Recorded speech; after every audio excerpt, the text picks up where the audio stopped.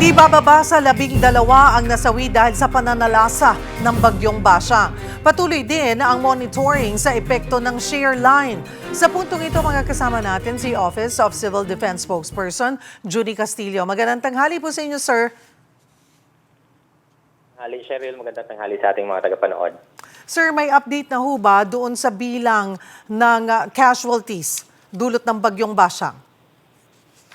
Sa ngayon, Cheryl, kaparehong bilang po ang binavalidate ng ating Management of the Dead and Missing Cluster. Ito pa rin po yung 12.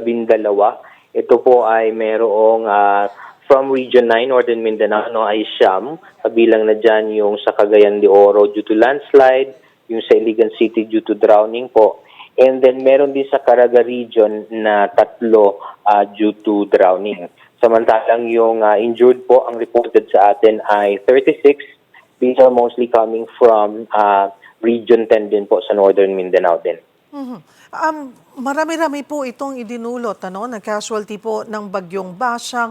Ano ho ang kwento? Sabi nyo nga, drowning. Hindi ho ba ito na paghandaan, nasabihan po yung mga residente?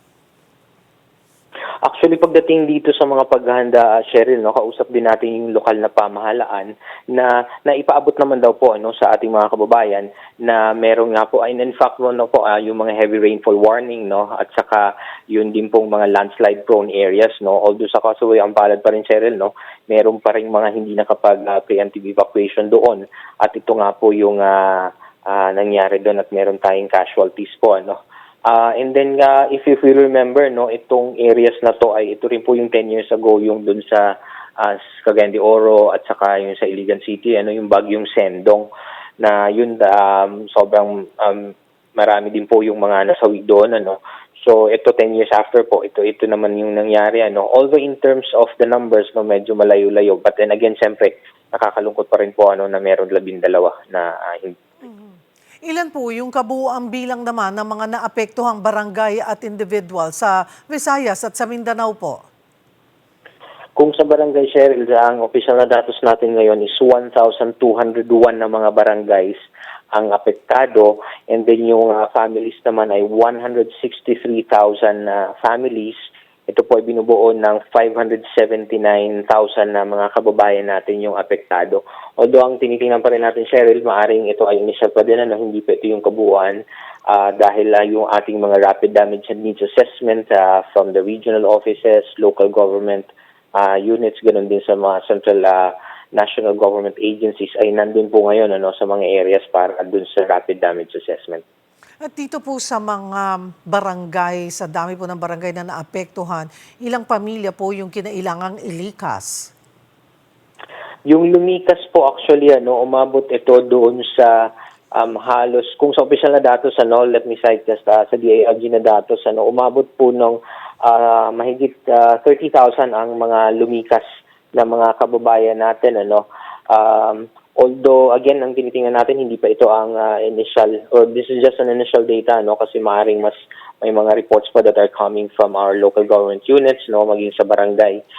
So, lumikas po ito, at lalo't nagpalabas din po ng listahan yung DENR, Mines and Geosciences Bureau, nung mga barangay po, listahan ng mga barangay na flood-prone at saka rain-induced landslide prone areas. So, yun po ang mga abisong ipinabot natin hanggang dun po sa mga lokal na pamahalaan. May initial assessment na rin ho ba kung gaano kalawak yung pinsala sa mga infrastructure at agriculture? Sa infrastructure at saka sa agricultural, Cheryl, wala pa tayong masyadong datos na nakukuha. Again, nandun sa baba yung ating mga damage and needs assessment team. Although initially, this was early this morning, yung 260,000 peso worth of damage sa infrastructure. Pero sabi nga natin, initial pa lang ito dahil unang-una kung sa Iligan pa lang pag-uusapan, merong tulay na nasira doon, may mga steel bridges, may hanging bridge din po. So we expect po that this data hopefully will be able to get kung hindi man po today ay sa mga susunod na araw. May mga isinasagawa pa rin ho bang clearing operations doon lalo na sa mga lugar na binaha at nagkaroon po ng landslide? Meron pa rin, Cheryl, bagamat nakapag-preposition tayo, especially yung debris clearing and civil works cluster led by DPWH, nakapag-preposition naman po at nakapagsagawa na po ng maraming mga clearing operations. Kung ito pong nakikita nating imahe sa Iligan City, yung tulay na yon that is cleared na. Although may mga ibang areas pa po na partially nadadaanan na rin, na hindi pa totally. And then ganun din po sa Caraga, may mga areas din po that are still ongoing yung mga clearing operations. Kumustahin ko na rin po itong monitoring ninyo sa epekto naman ng shear line.